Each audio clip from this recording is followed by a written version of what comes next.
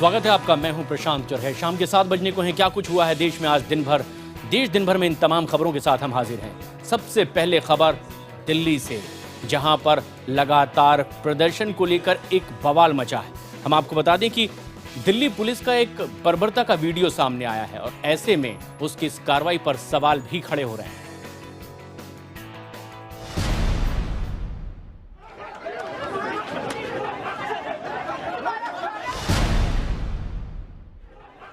देश की राजधानी की पुलिस जो खुद की तुलना स्कॉटलैंड यार्ड से करने में गौरव महसूस करती है, जिसे खुद के सबसे स्मार्ट पुलिस होने का गुमान है, उसी की ये तस्वीरें हैं।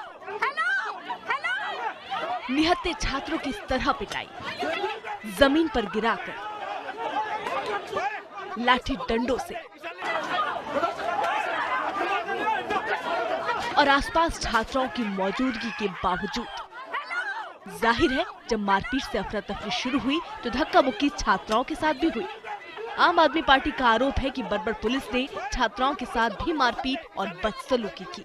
मोदी की पुलिस संघियों के इशारे पे काम करेगी? क्या मोदी की पुलिस संघियों के साथ मिलकर हाथ से हाथ मिला के काम करेगी?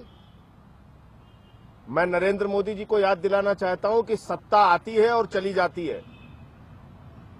आज वो सत्ता में है, कल को वो विपक्ष में भी रहेंगे। तस्वीरें 30 जनवरी की है। हैदराबाद के छात्र रोहित वेमुला की खुदकुशी मामले को लेकर जेएनयू की आईसा यूनिट के छात्र आरएसएस के दफ्तर के बाहर प्रदर्शन के लिए जमा हुए थे। इसी दौरान पुलिस से उनकी झड़प हो गई। फिर क्या था? दिल्ली पुलिस को अपनी असलियत पर आने में वक्त नहीं लगा। अब गौर से इन तस्वीरों को ना भी देखें तो भी आपकी नजरें धोखा नहीं खाएंगी। पहले एक छात्र के साथ पुलिसकर्मी की मारपीट के बाद सामान्य कपड़े में नजर आने वाले एक शख्स ने भी अपना हाथ साफ करना शुरू कर दिया। आरोप है कि इस शख्स ने छात्राओं के साथ भी मारपीट और बदसलूकी की। वहीं दिल्ली पुलिस का दावा है कि प्रदर्शन के दौरान छात्रों के 2 गुटों के बीच झगड़ा हो गया और गुस्साए छात्र बैरिकेड तोड़कर आरएसएस दफ्तर की ओर बढ़ने लगे। रोकने की कोशिश की गई तो वो हिंसक हो गए। पुलिस की इस कार्रवाई में कई छात्र जख्मी हो गए। देखिए, मैंने वो वीडियो देखा नहीं है। वीडियो के अलावा जो भी विटनेसेस हैं, जो उनको एग्जामिन करने के बाद में पूरी घटना की उनको विस्तृत जानकारी मिलने के बाद में फिर मैं आपको बताऊंगा। इस वीडियो के सामने आने के बाद IBN 7 ने दिल्ली पुलिस के जिम्मेदार अधिकारियों से भी बात की और ये बताया कि किस तरह से ये बर्बरता पुलिस की ओर से बरती गई है।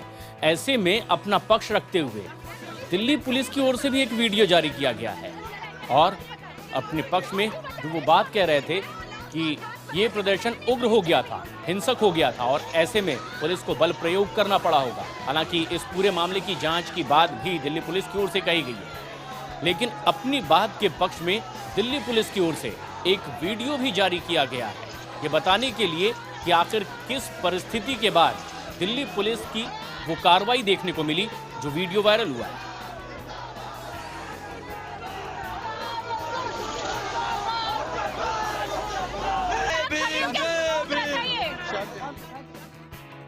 वहीं दिल्ली के रेयान इंटरनेशनल स्कूल में 6 साल के दिव्यांश की मौत को लेकर के भी अब लगातार सवालों के घेरे में स्कूल प्रशासन है और ऐसे में अब दिव्यांश के माता पिता इस पूरे मामले में CBI जांच की मांग कर रहे हैं।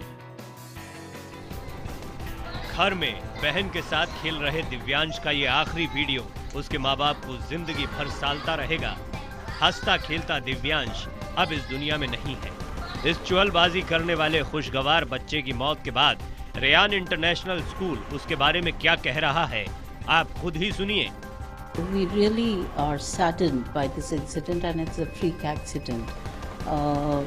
This child is a special child who is hyperactive. School सिर्फ इतने पर ही नहीं रुका। स्कूल का कहना है कि दिव्यांश के इस हाइपर एक्टिव होने की वजह से उसकी दवाई भी कराई जा रही थी। दिव्यांश के पिता स्कूल के इस बयान को पूरी तरह नकार रहे हैं। पिता का कहना है कि बच्चे के हाइपर एक्टिव होने की बात स्कूल ने कभी नहीं बताई, जबकि वो हमेशा पेरेंट्स मीटिंग में जाया करते थे। किसी भी प्रकार की कोई मेडिसिन नहीं चलती थी मेरे बच्चे। क्लास टीचर अपनी गलती छिपाने के लिए बच्चे पर आरोप लगा रही है, आप मीडिया में बोल रहे हो, आप कोई डॉक्यूमेंट दो मुझे। या फिर प्रिंसिपल टीचर कोई डॉक्टर है जो बच्चे को सर्टिफिकेट दे रही हो हाइपर एक्टिव का। मेरे को स्कूल ने कभी ये बात नहीं बोली कि आपका बच्चा हाइपर एक्टिव है। मैं हर पीटीएम में जाता हूँ, हर पीटीएम में मैंने अटेंड किया, कोई पीटीएम ऐसी नहीं है जो मैंने छोड़ी नहीं हो। उसके अलावा स्पेशली कभी मुझे स्कूल ने बच्चे की कंप्लेंट के बिहाफ पे मुझे कभी बुलाया नहीं, कभी प्रिंसिपल से मेरी कोई बात नहीं हुई। 3 साल के अंदर मैं एक बार भी प्रिंसिपल से नहीं मिला। इस बीच शुरुआती पोस्टमार्टम रिपोर्ट में दिव्यांश की मौत की वजह दम घुटना और फेफड़े में पानी भरना बताया गया है, यानी दिव्यांश की मौत पानी में डूबने की वजह से हुई। और अब खबर महाराष्ट्र के रायगढ़ से, जहां पर एक हादसे की खबर आ रही है। एक समुद्री बीच पर यहां 13 छात्रों की डूबकर मौत हो गई है। बताया जा रहा है कि ये छात्र पुणे से रायगढ़ के मुरुड जंजीरा गए थे। ये एक पर्यटक स्थल है और ऐसे में 126 छात्र मुरुड बीच पर गए थे। डूबने से 13 छात्रों की मौत हो गई है। छात्रों के शव निकाले जा चुके हैं, लेकिन मुंबई से चेतक हेलीकॉप्टर और नेवी का एक जहाज भी रेस्क्यू ऑपरेशन के लिए भेजा गया।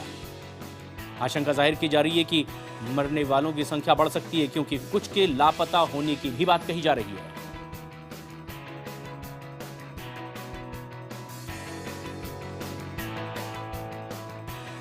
और दिल्ली की सड़कों पर कूड़े का अंबार भी दिखने लगा। वजह, यहां एमसीडी के कर्मचारी हड़ताल पर चले गए।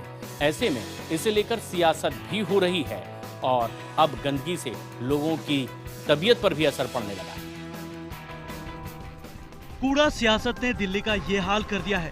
जगह जगह गंदगी का अंबार नजर आता है। एमसीडी की हड़ताल की वजह से दिल्ली में सफाई, पढ़ाई और इलाज सब ठप है। इस हड़ताल से पैदा हुआ संकट कब खत्म होगा, इसका जवाब न तो केजरीवाल सरकार के पास है और न ही एमसीडी संभाल रही बीजेपी के पास। एमसीडी कर्मचारियों ने सोमवार को दिल्ली सरकार में पर्यटन मंत्री कपिल मिश्रा के घर के बाहर कूड़ा फैलाया। हड़ताली कर्मचारियों ने केंद्रीय शहरी विकास मंत्री वेंकैया नायडू के घर के बाहर कूड़ा फेंका। हम तो बार बार कह रहे हैं कि दिल्ली सरकार को तो जो पैसा देना था दे चुकी। अब हम पैसा कहां से लाएंगे? अब हम दिल्ली के टीचर्स का, दिल्ली सरकार के टीचर्स का, दिल्ली के डॉक्टर्स का, दिल्ली के लोगों के हिस्से में और पानी का, इन सब का पैसे काट के दे सकते हैं, तो ये तो ठीक नहीं है। और उधर एमसीडी बता नहीं रही कि पैसा गया कहां। इस बीच हड़ताली कर्मचारियों ने सोमवार को अपनी मांगों को लेकर उपराज्यपाल नजीब जंग से मुलाकात की। सियासत अपनी जगह है, लेकिन इन सब के बीच बड़ा सवाल ये है कि दिल्ली को और कितना गंदा और बीमार किया जाएगा। और अब खबर उत्तर प्रदेश के मथुरा से, जहां पर एक युवक की सड़क हादसे में मौत के बाद परिजनों का गुस्सा सड़कों पर दिखाई दिया। पुलिस प्रशासन के खिलाफ ये हंगामा करने लगे। ऐसे में पुलिस ने इन लोगों को तितर-बितर करने के लिए बल प्रयोग भी किया। मथुरा पुलिस पर यह गुस्सा उन नाउमीद लोगों का है जो गए थे इंसाफ मांगने। युवक की मौत के बाद परिजन आरोपी युवक के खिलाफ एफआईआर लिखने गए थे, लेकिन मथुरा पुलिस ने उन्हें भगा दिया। इसी बात से नाराज परिजनों ने सोमवार को जाम लगा हंगामा करना शुरू कर दिया। पुलिस ने आक्रोशित लोगों की समस्याएं सुनने की जगह उल्टा लाठीचार्ज करा दिया। पुलिस के लाठीचार्ज के विरोध में लोगों का गुस्सा और भड़क गया और आक्रोशित लोगों ने थाने में तोड़फोड़ कर डाली। जाम, हंगामा और तोड़फोड़ की जानकारी मिलते ही पुलिस और प्रशासन के आला अधिकारी मौके पर पहुंचे, लेकिन परिजनों ने मुआवजे और आरोपी के खिलाफ मुकदमा दर्ज कराने की मांग को लेकर जाम लगाए रखा। काफी देर बाद पुलिस और प्रशासन की तरफ से मुआवजे और कार्रवाई के आश्वासन के बाद लोगों ने जाम खोल दिया। फिलहाल एसएसपी ने लापरवाही बरतने पर थाना प्रभारी को लाइन हाजिर कर दिया है। पतंजलि घी के लैब टेस्ट के फेल होने और घी में फफूंद मिलने की बात को बाबा रामदेव ने खारिज किया है। उन्होंने कहा है कि उनके प्रतिद्वंदी अफवाह फैला करके उनके ये खिलाफ अपनी साजिश रच रहे हैं। ये सारी साजिशें रची जा रही है। आज तक एमएनसीज ने या तो जो आगे बढ़ा उसको खरीद लिया या उसको खत्म कर दिया। अब पतंजलि को ना तो खरीद सकते ना वो खत्म कर सकते। पैकेट के अंदर खोल करके वेजिटेबल ऑयल मिलाया गया, केमिकल्स मिलाए गए, कलर मिलाया गया और किसी लैब में ले जाकर के दे दिया कि पतंजलि का घी है। उस लैब वाले ने भी नियम और कानूनों को ताक पर रख करके खुले घी का सैंपल टेस्ट कर दिया। बोले बाबा के घी में फफूंदी। पहली बात तो यह है कि गाय का घी है, बाबा का घी नहीं है। दूसरी बात यह है कि आज तक आप भी इतने बड़े हो गए, आपने कभी घर में सुना कि तेल और घी में फफूंदी लग गई? नीतीश कुमार ने बिहार का एक बार फिर मुख्यमंत्री बनने के बाद पहली बार जनता दरबार लगाया, लेकिन यहां फरियाद करने के लिए पहुंची एक महिला अपनी फरियाद पूरी न होने पर हंगामा करती नजर आई। चुनाव बाद सोमवार को पहली बार लगा था मुख्यमंत्री नीतीश का जनता दरबार। मुख्यमंत्री नीतीश कुमार के आवास एक अरणे मार्ग पर आयोजित जनता दरबार में सारे बड़े अधिकारी मौजूद थे। बारी बारी से लोगों की समस्याएं सुनी जा रही थी। तभी दरभंगा की मुन्नी देवी अपनी मांगों को लेकर हंगामा करने लगी। पटना सिटी के कच्ची दरगाह इलाके की रहने वाली कुछ और महिलाएं अपने मामले की सुनवाई नहीं होने से नाराज थी। इलाके के कुछ दबंगों पर महिलाओं की जमीन हड़पने का आरोप है। इनका कहना है कि जिले के तमाम अधिकारियों के दफ्तर के चक्कर काटने के बावजूद कहीं सुनवाई नहीं हो रही है। बाद में वहां मौजूद सुरक्षा कर्मियों ने महिला को वहां से हटाया। और अब आपको तस्वीर दिखाते हैं उत्तराखंड के रुड़की से, जहां पर ताजा राज्य मंत्री बने नेताजी और एक विधायक जी नैतिकता को ताक पर रखे नजर आए।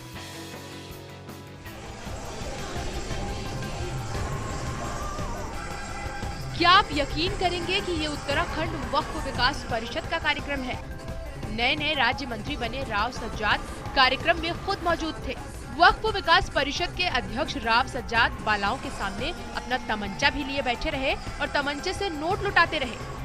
कार्यक्रम में बार बालाएं डांस करती रहीं और उन पर नोटों की बारिश होती रही। इस दौरान राव सज्जाद और लगातार विवादों में रहने वाले खानपुर से कांग्रेस विधायक कुंवर प्रणव सिंह चैंपियन ने बार बालाओं पर जमकर नोट उड़ाए। बार बालाओं के ठुमके देख विधायक कुंवर प्रणव सिंह चैंपियन भी मैदान में कूद पड़े और जमकर झूमे। इससे पहले भी विधायक जी रुड़की IIT में रिवॉल्वर लेकर डीजे की धुन पर मदमस्त होकर नाचे थे।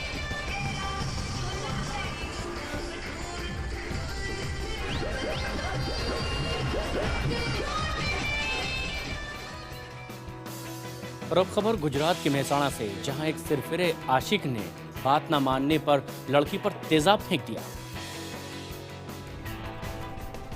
मेहसाणा में हुआ एक तरफा प्यार का भयावह अंत। मेहसाणा के नागलपुर कॉलेज में पढ़ने वाली ये छात्रा कुछ समझ पाती उससे पहले तेजाब ने उसके चेहरे को झुलसा दिया। कॉलेज में मौजूद छात्रों ने फौरन तेजाब से हमला करने वाले बाइक सवार को पकड़ लिया और हमलावर की पिटाई शुरू कर दी। कुछ गुस्साए छात्रों ने हमलावर की बाइक को भी आग के हवाले कर दिया। आरोपी से पूछताछ में पुलिस को पता चला कि आरोपी का नाम हार्दिक प्रजापति है। पीड़िता और हार्दिक एक दूसरे को पिछले 2 सालों से जानते थे। बताया जा रहा है कि हार्दिक के दबाव के बावजूद जब लड़की रिश्ते के लिए तैयार नहीं हुई तो इस सिरफिरे आशिक ने तेजाब डालने का फैसला किया। हार्दिक की इस हैवानियत के चलते लड़की 70% जल चुकी है। जम्मू कश्मीर में सरकार बनाने को लेकर अनिश्चितता लगातार जारी है। हालांकि पीडीपी और बीजेपी अलग अलग बैठकें जरूर कर रहे हैं, लेकिन पेंच कहां फंसा है दोनों बताने को राजी नहीं। जम्मू कश्मीर में सरकार बनाने को लेकर पीडीपी बीजेपी में सस्पेंस जारी है। सोमवार को करीब 2 घंटे तक पीडीपी विधायक दल की बैठक हुई, जिसमें फैसला महबूबा पर छोड़ दिया गया। पीडीपी के अध्यक्ष महबूबा मुफ्ती भी कल शाम 4 बजे राज्यपाल से मुलाकात करेंगी। The party, the legislature party, was briefed by Mahbooba ji, and the party authorized her to place the party point of view before the governor for any further action. वहीं कल बीजेपी कोर कमेटी के सदस्य शाम 6 बजे राज्यपाल NN Vohra से मिलेंगे। इसके अलावा उप मुख्यमंत्री निर्मल सिंह की अगुवाई में 3 सदस्यीय दल पूरे मसले की ब्रीफिंग करने दिल्ली पहुंच रहा है, जो हाईकमान को पूरे मामले की ब्रीफिंग देगा। इसी सिलसिला में बात होगी, यहाँ बुलाया, देखते हैं क्या होता है। सर, पीडीपी सीधे तौर पर ये कह रही है कि जो ये अलायंस है वो अनपॉपुलर हो गया है, जिसकी वजह से जो है रीअसेस करने की बात कही जा रही है। सर, हमारे ध्यान में कोई ऐसी बात नहीं है। मुफ्ती मोहम्मद सईद के निधन के बाद से राज्य में राज्यपाल शासन है। मशहूर अभिनेत्री हेमा मालिनी, बीजेपी की नेता हेमा मालिनी ने IBN 7 से खास बातचीत में सफाई दी कि सवाल उन पर खड़े हो रहे थे कि करोड़ों की जमीन कौड़ियों के दाम आखिर महाराष्ट्र सरकार ने उन्हें कैसे दे दी। बीजेपी का कोई बात नहीं है, मैं एक कलाकार हूँ। See, I am an artist. They are giving me as an artist. Don't bring unnecessarily any political things into this. It is unnecessarily politically you people are creating it.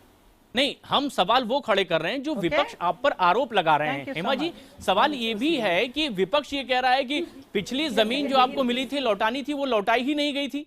अरे हम जैसा हमारा हाथ में ये आएगा तो दूसरा लौटाएंगे ना, हम पहले ही लौटा देंगे, कैसे लौटाएंगे? हमने उसके लिए भी पेमेंट किया है ना। देश दिन भर में फिलहाल इतना।